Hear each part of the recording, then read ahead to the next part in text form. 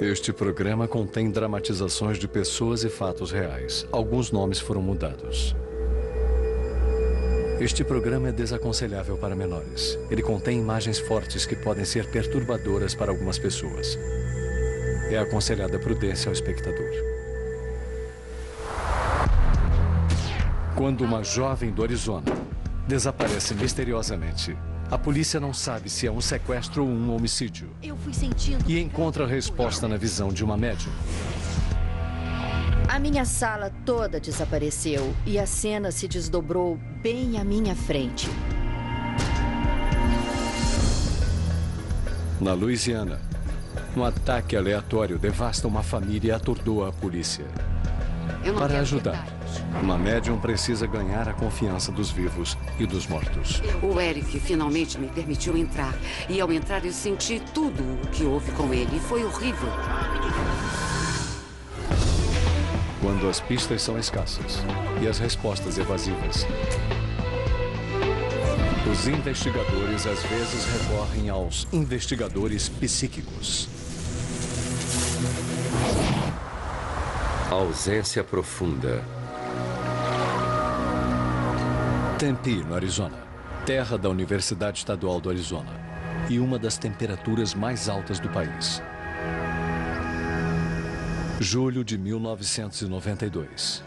Stacy Hendrickson acaba de se mudar para um novo apartamento em Tempe, depois de comemorar seu 21º aniversário em Ohio com o pai Raleigh Hendrickson. Quando é que você veio me visitar? Ela era muito divertida. Sempre com um sorriso, sempre feliz. Stacy vem enfrentando a diabetes desde garota e quer fazer o que puder por outros que têm a doença. Ela fazia faculdade para se especializar em diabetes juvenil, para ajudar outras crianças. E foi para o oeste. E lá tinha a primeira colega de quarto, o primeiro apartamento, o primeiro carro, muitas coisas acontecendo.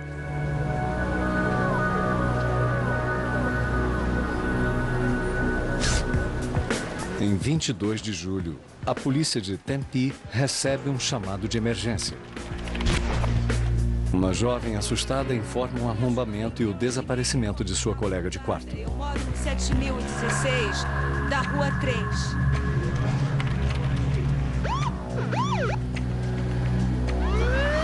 O detetive Alan Reed da Homicídios pega o caso.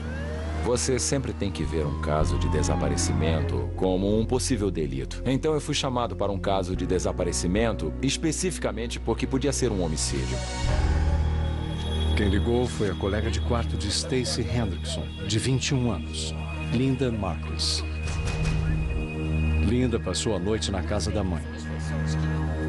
Voltou ao apartamento e encontrou a porta arrombada. Sinais de luta e Stacy desaparecida. Não havia dúvida para mim de que ela tinha sido sequestrada. A porta do quarto de Stacy também foi arrombada. Não. Existe cômodo por ali? A polícia descobre pequenas manchas de sangue na cama. Eu estou... E o mais alarmante, na geladeira ainda está o suprimento de insulina de Stacy. Ela precisa de insulina todo dia. Ela não ia a lugar algum sem a insulina.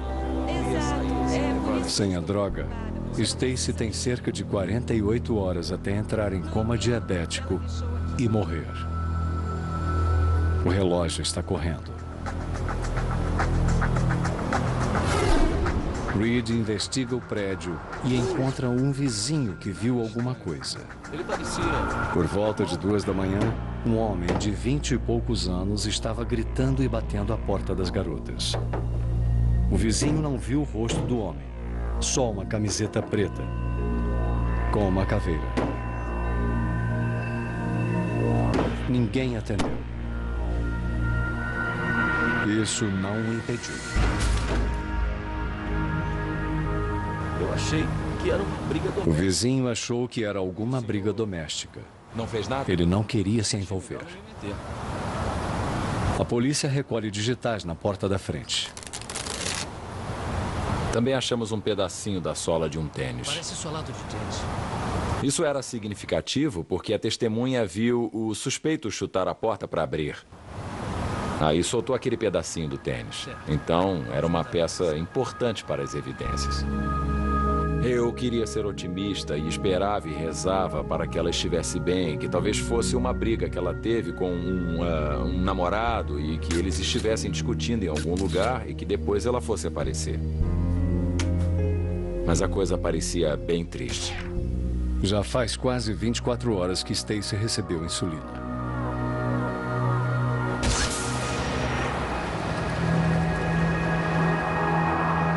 Estávamos nos esforçando muito, tentando fazer todo o possível para localizá-la, para contactar todo mundo que ela conhecia. Teria alguma informação que pudesse? Estávamos tentando não deixar pedra sobre pedra, mas não descobrimos nada.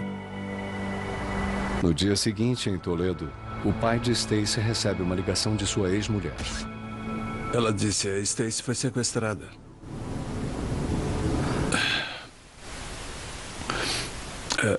A princípio, eu não me toquei. Eu não queria acreditar que estava ouvindo, eu acho. Eu disse: como assim? Ela disse: ela foi levada do apartamento dela e não a encontramos. Alguém arrombou a porta? O detetive Reed também entra em contato com Rowley para responder a qualquer pergunta que ele tivesse. Por alguma razão, ele aceitou este caso de modo pessoal. Ele tinha 2 filhas, eu acho. E o afetou pessoalmente. Estava claro como ele amava a filha. Eles eram muito ligados. Ele estava sofrendo. Estava muito angustiado. Eu sentia que ele também acreditava no pior. Depois de 3 dias, nem sinal da Stacy. Então a vizinha de Rowley deu uma sugestão. Ela veio e disse: eu conheço uma médium que trabalha com os departamentos de polícia locais, procurando desaparecidos. Não querem falar com ela? Para começar, eu não acreditava em médiums. Mas naquela altura, eu não tinha nada a perder e disse: claro. Preciso falar com a senhora. Rowley fala rapidamente com a médium Gail St. John. Ela me perguntou qual era o nome da Stacy, como se escrevia, onde ela morava, de que cor era o cabelo dela. Perguntas assim, que eu achei que eram um tanto... eu sei lá. Eu não sabia onde ela ia com esse tipo de perguntas. Mas eles concordam em se encontrar. Embora cético, Rowley fica tocado com o fato de Gail não aceitar pagamento pelos seus serviços. É muito difícil para mim. É um dom de Deus. É como eu sinto. Eu tenho esse dom e não é certo para mim cobrar para falar. Eu vou lhe dizer... onde está o seu ente querido? Talvez isso possa ajudar. Deixa eu ver. Imediatamente, Gail dá uma péssima notícia. Preciso lhe dizer, ela se foi. Stacy não voltará viva para casa. Ela já se foi. E ela está aqui. Está comigo. Bem ao meu lado. E aí o meu coração veio na garganta. Gail explica que soube da morte através do espírito da Stacy. Ela ficou bem ao meu lado. Ela era muito forte. E não teve problemas para se comunicar comigo. Toda a minha sala desapareceu.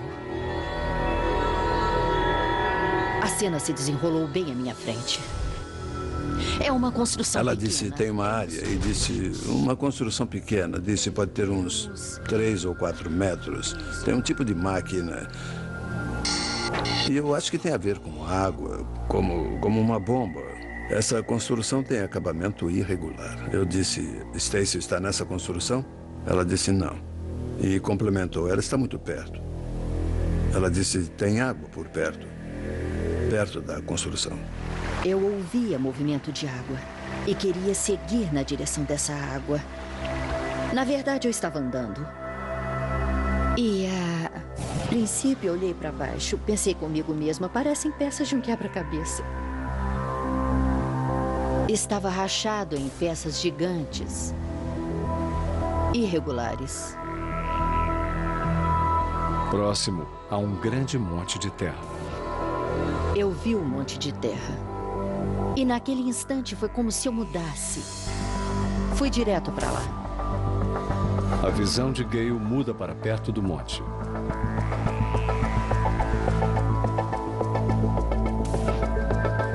Quando eu cheguei no monte de terra, era como se eu e a Stacy fôssemos uma só. Eu era ela. E quando houve o tiro, Reconstituição. eu ouvi e senti dor.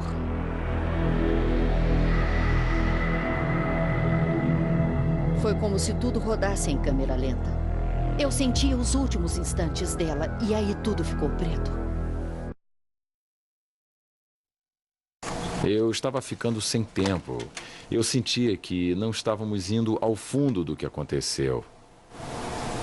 Não tínhamos mais nada para poder prosseguir. Conhece alguém que queira fazer mal? O pai de Stacy, Raleigh Hendrickson, também está preocupado.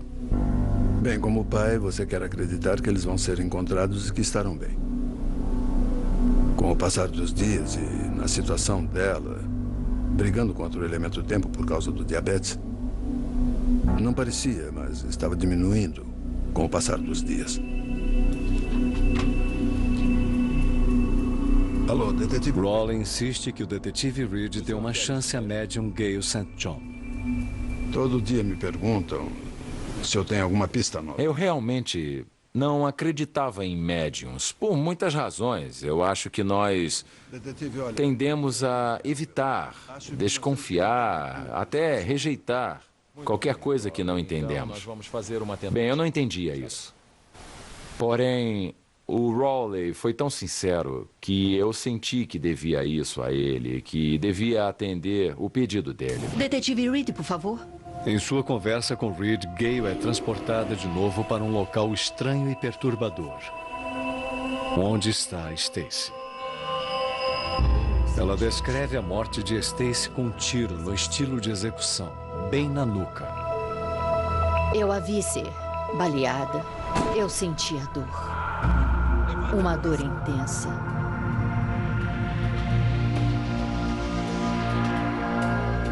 Gale também relata suas visões da área onde Stacy está agora. A lixeira, a construção de acabamento irregular, a terra rachada, o monte de terra, o maquinário estranho. Todos eram pontos interessantes, específicos, mas não me levavam a lugar algum em que eu pudesse dizer, ah, sim, eu sei onde é. Não era nada que eu pudesse usar. Eu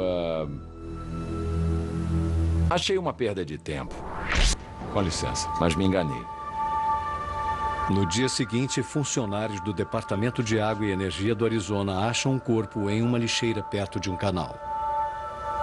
E o que me deu um frio na espinha foi que eu estava vendo um prédio com um acabamento irregular.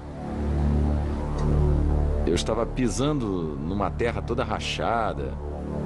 Eu olhei em volta e vi um monte de terra que ficava perto de uma máquina estranha que opera o canal. E, sem dúvida, quando eu vi, eu soube que era o corpo de Stacy Hendrickson. Eu vi que a Gale tinha sido precisa e estava certa no que me disse. E quando eu vi que ela tinha sido baleada na nuca, eu fiquei estarrecido.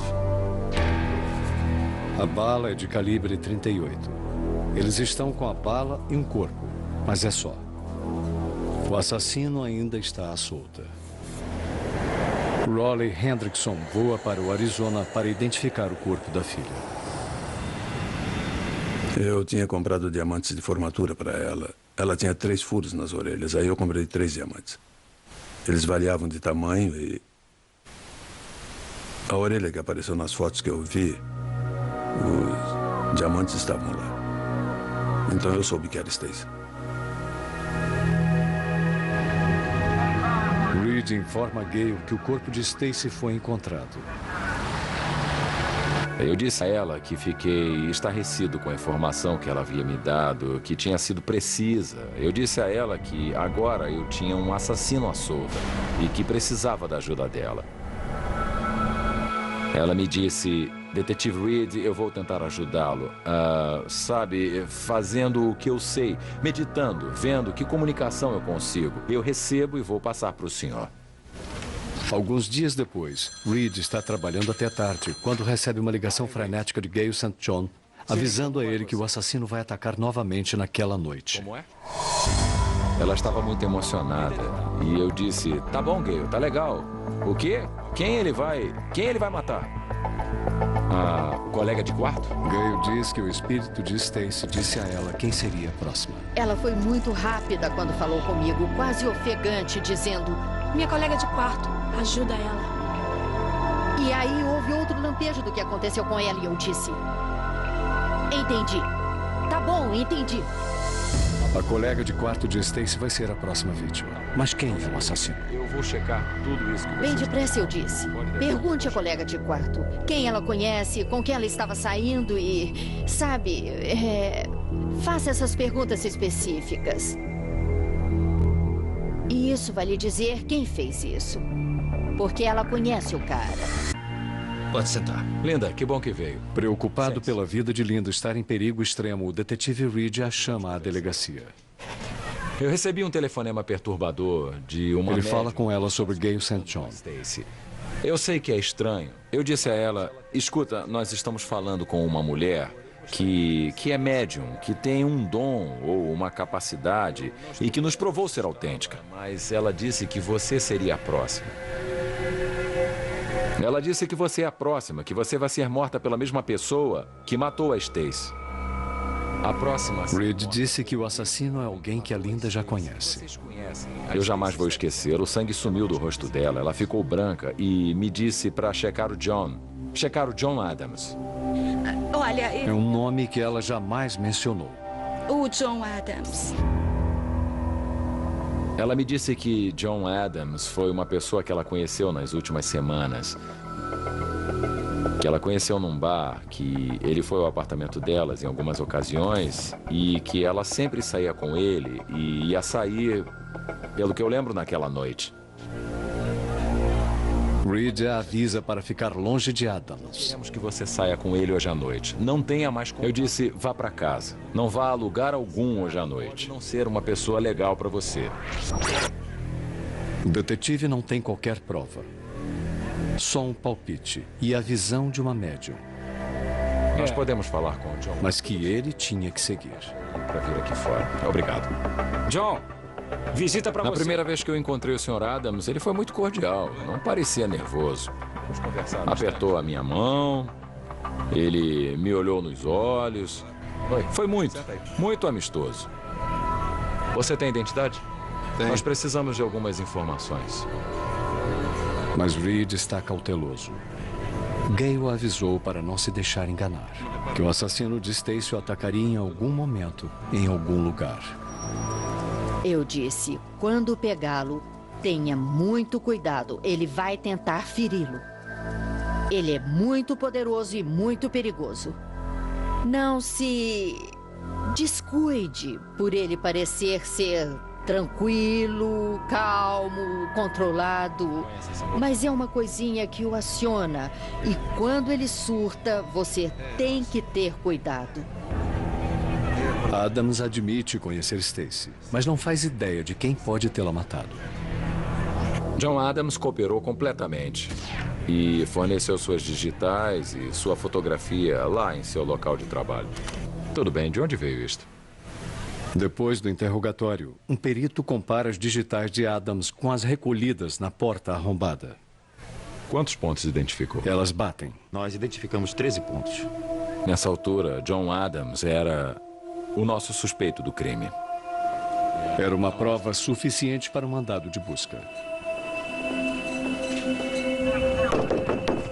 Adams ainda está no trabalho. Mas o seu colega de quarto concorda em ajudar. Reed diz que está procurando uma camiseta preta com uma caveira, conforme vista por uma testemunha. O colega de quarto mostra a Reed um CD de uma de suas bandas preferidas, cujo logotipo é uma caveira estilizada. Mostrar o quarto? Sim. Ele diz que tinha uma camiseta com o mesmo logotipo, mas Adams pegou emprestada e não devolveu. A busca também revela um par de tênis com sola de borracha. Na sola do tênis, faltava um pedacinho que casava perfeitamente com a prova que eu tinha recolhido na cena do crime, no primeiro dia do caso. É uma camiseta com uma... Reed também espera achar a arma 38, mas ela não está lá.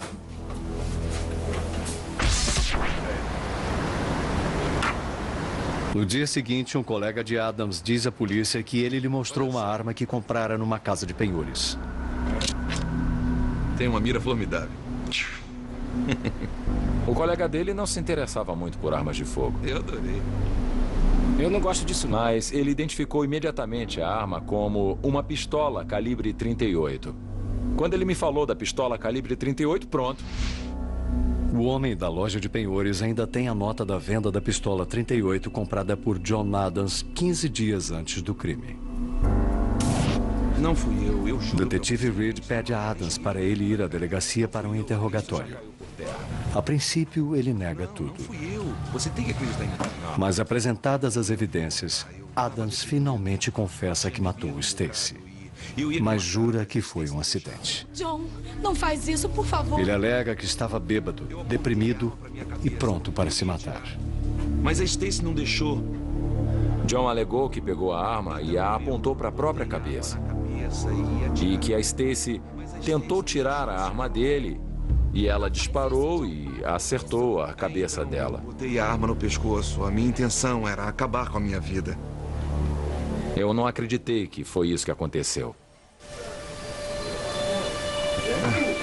Reed confronta Adams com o fato de que Stacy foi baleada na nuca no estilo de execução, o que contradiz a versão do suspeito. Adams parece derrotado. Eu disse que ele seria acusado de homicídio qualificado.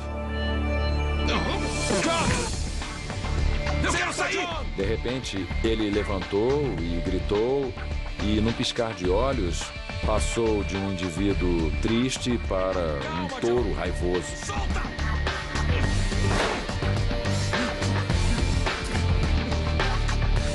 Ele estava tentando me ferir. Com certeza ele tentava me ferir. E foi exatamente o que a Gale disse. Fotografamos o buraco na parede e ele me lembrou de como este caso todo foi bizarro e estranho. Em 9 de novembro de 1993, John Barry Adams admite o homicídio culposo e roubo com arrombamento qualificado e é condenado a 29 anos de prisão.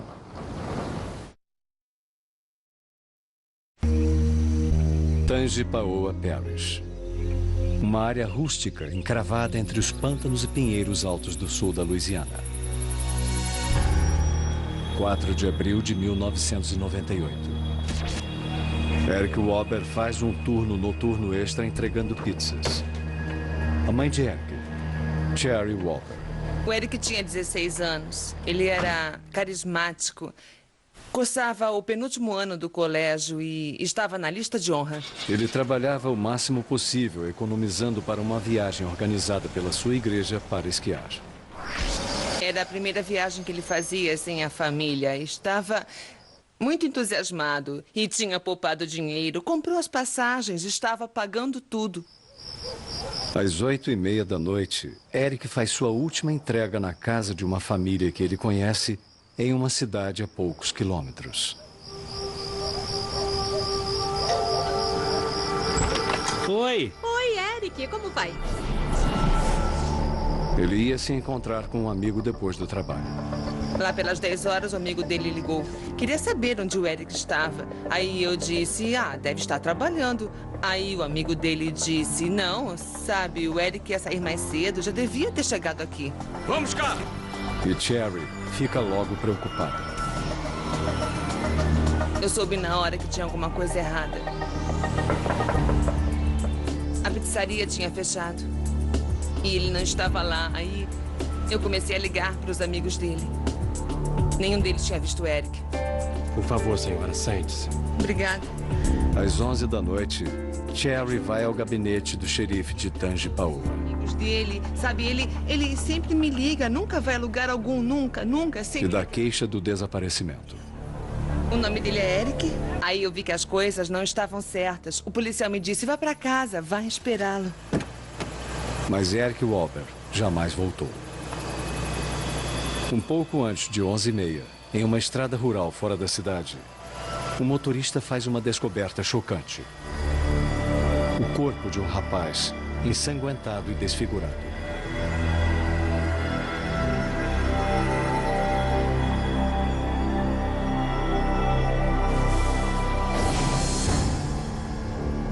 Os delegados de Tangipahoa Parish procuram pistas na cena do crime.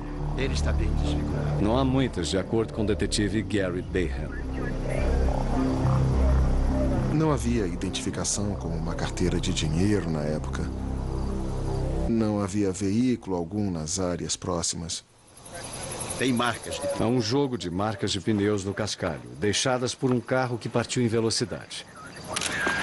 Pode ter sido um acidente.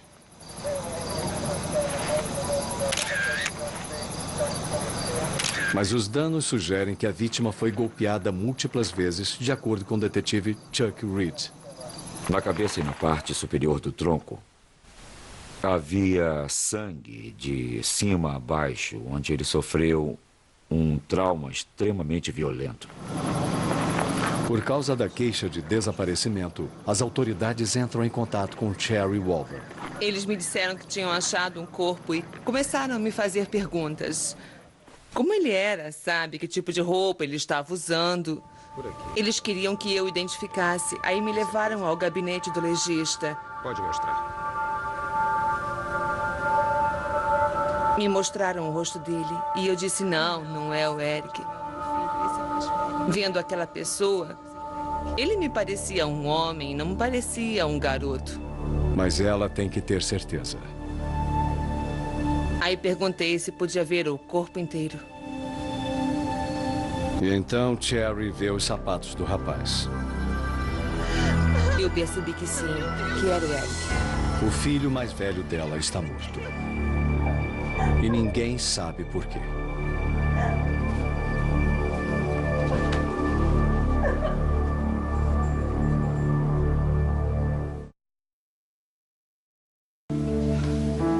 Cherry liga em seguida para o seu cunhado, Ken Gaylott.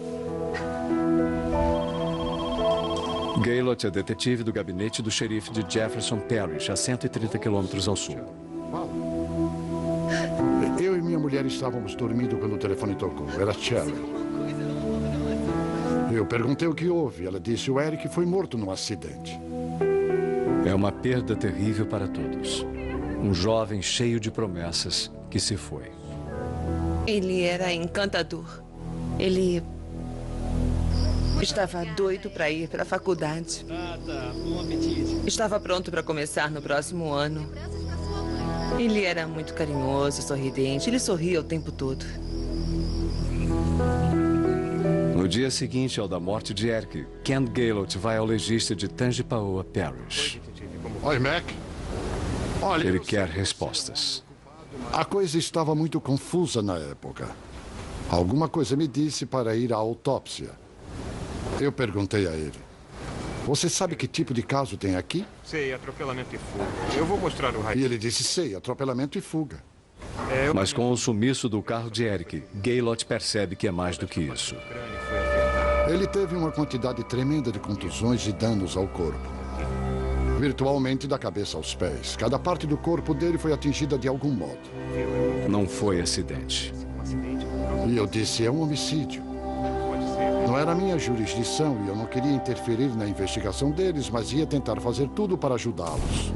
Ajudada por Gaylott, a polícia interroga os amigos e parentes de Eric, procurando qualquer coisa para explicar o crime.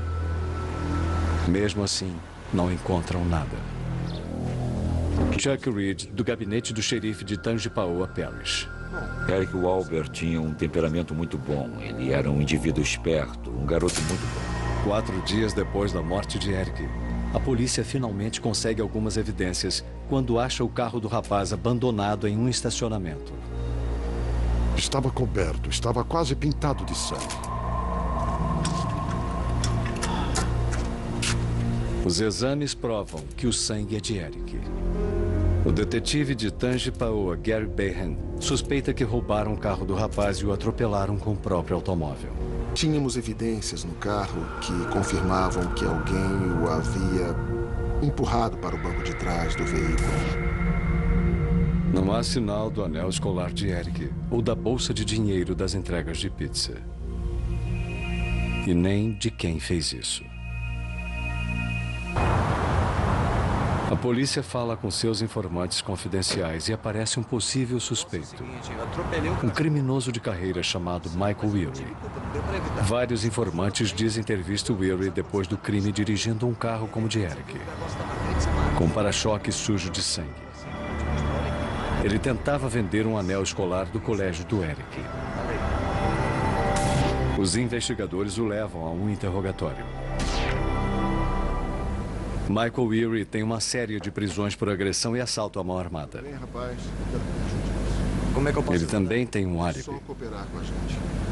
Ele disse que na noite em questão foi a um casamento em Baton Rouge. Os amigos confirmaram tudo. A polícia suspeita que ele está mentindo, mas não pode provar.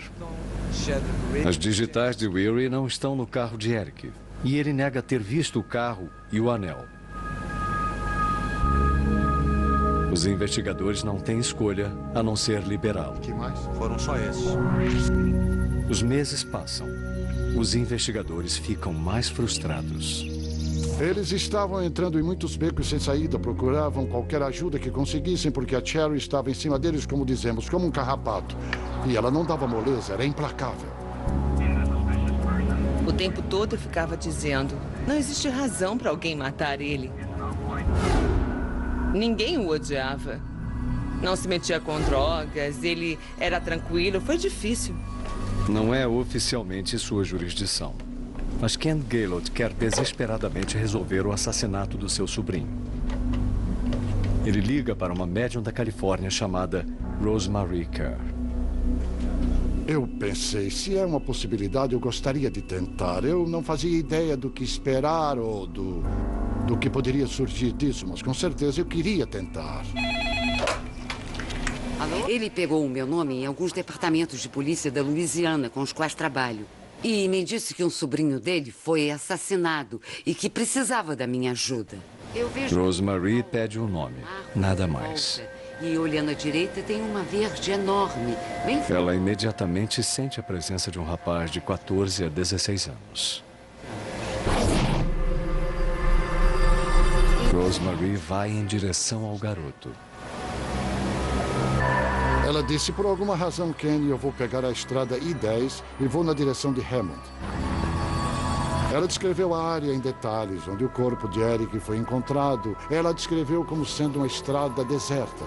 Mais uma área rural, com a superfície da estrada mudando de asfalto para cascalho. E aí disse, no lado direito tem um banco de carro.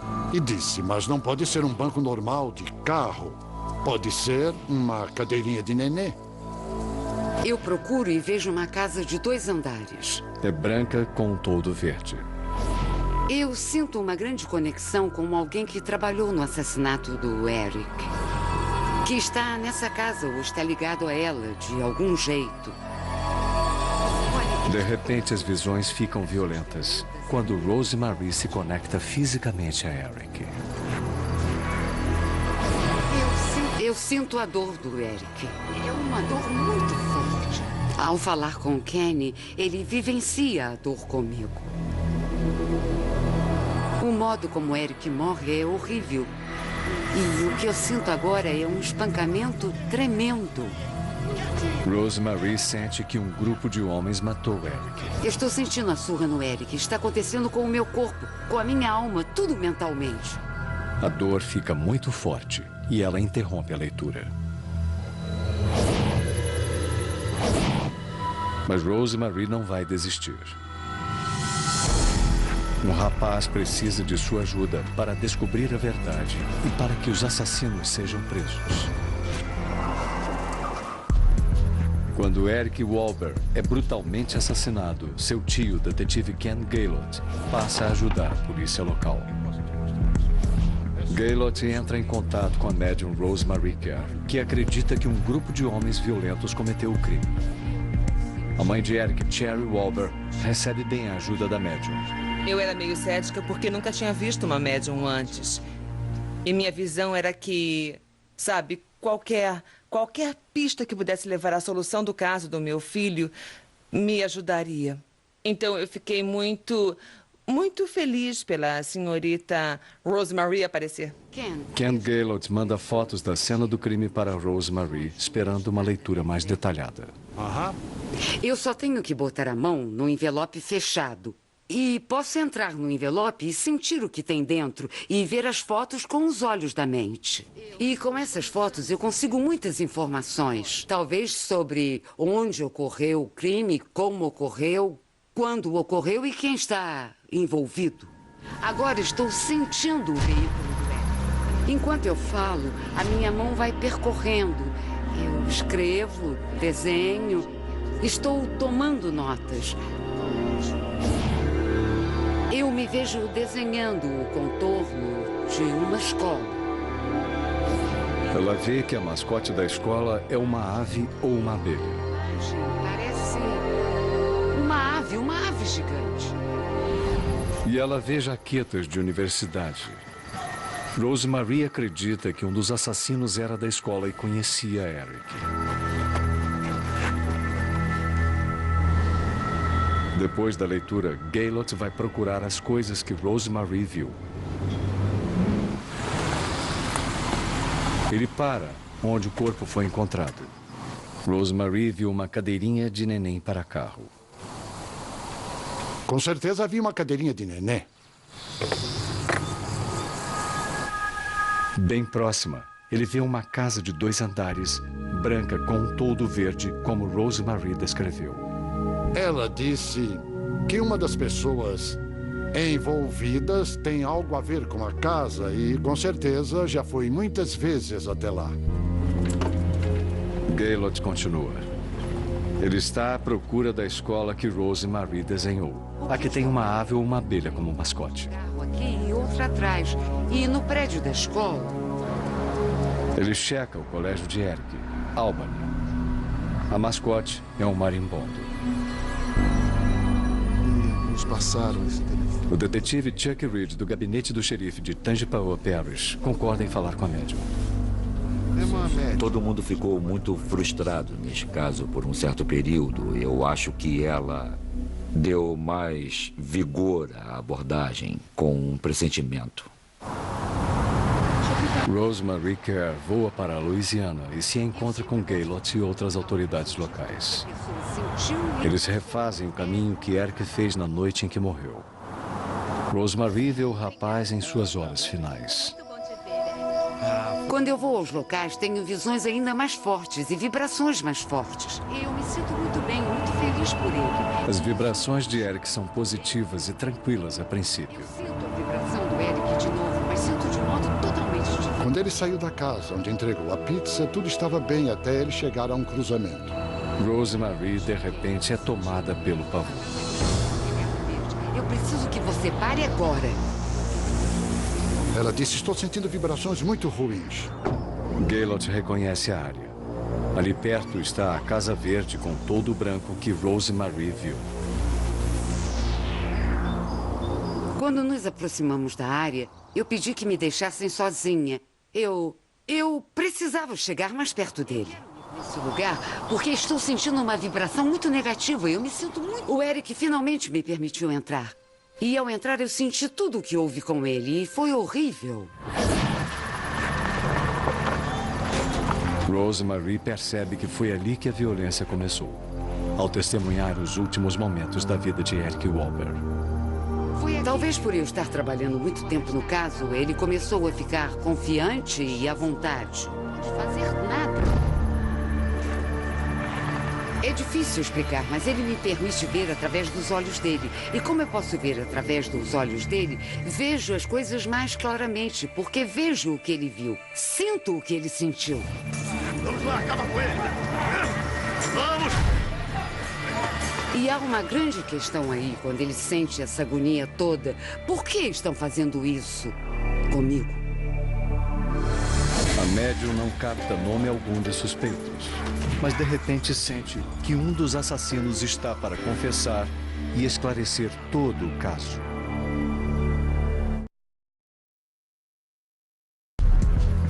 Durante 2 anos, a morte de Eric Walber não foi resolvida. Não havia evidências que apontassem algum suspeito. Mas a médium Rosemary Kerr previu uma confissão que vai levar a uma grande descoberta no caso. Abril de 2000. Instituto Correcional Hunt, na Louisiana. Uma penitenciária de segurança máxima. O grupo que matou Eric está de boca fechada. Não vão falar com ninguém, não vão contar a ninguém. Vai ser muito difícil descobrir quem eles são. Mas um dia um desses homens vai falar. Seu nome, Sam Scott. Preso por uma outra acusação.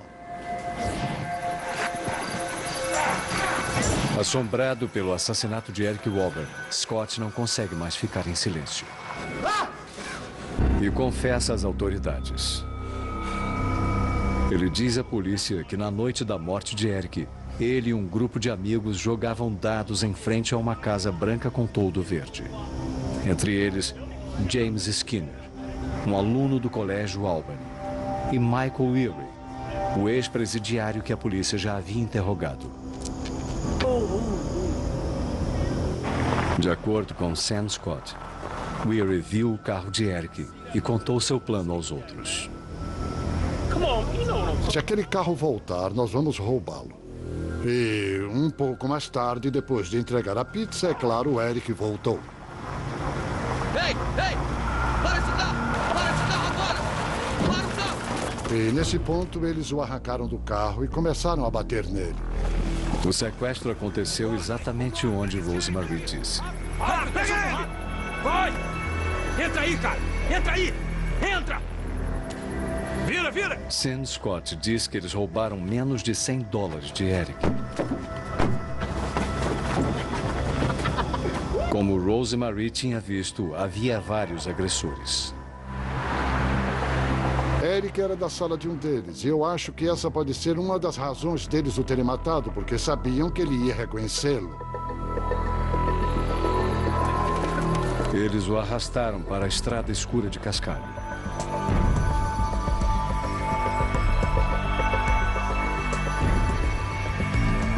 A surra foi impiedosa. De acordo com Sam Scott, em certo ponto, Skinner entrou no carro de Eric e resolveu acabar com ele, enquanto Weary o incentivava. Sozinho, Eric Walber não teve a menor chance. Com um caso baseado totalmente na confissão de Sam Scott, o promotor indicia 6 homens por assalto, roubo de carro, homicídio culposo e assassinato. Sam Scott se diz culpado de homicídio culposo e é condenado a 10 anos de cadeia. Randy Hutchison se diz culpado de homicídio culposo em troca de 20 anos de cadeia. Daryl Hampton, Chadwick Reed e James Skinner são condenados por homicídio doloso e pegam prisão perpétua. E o júri declara Michael Weary culpado de homicídio qualificado por incitar uma noite de terror. Ele é condenado à morte por injeção letal. Ajuda aqui! Eu fiquei muito feliz pela minha cunhada Sherry, porque sei que ela sofreu muito com isso. Quando eu penso no Eric, isso me ajuda a atravessar os dias ruins. Eu penso nele como sendo forte. Agora eu sei que o Eric está sempre ao meu lado dizendo: você vai ser forte. Você consegue. Talvez o corpo dele não esteja mais aqui, mas a alma e o espírito dele vivem. Eric Walber, um filho responsável que cuidava da família. Stacey Hendrickson, uma jovem com planos importantes de ajudar crianças doentes. As duas famílias sentem uma saudade enorme deles. Irão sempre amá-los e jamais deixarão suas lembranças morrerem. Você tem que ter muita fé e acreditar que o bem existe e que no fim o bem vai vencer. Versão brasileira Audiocorp.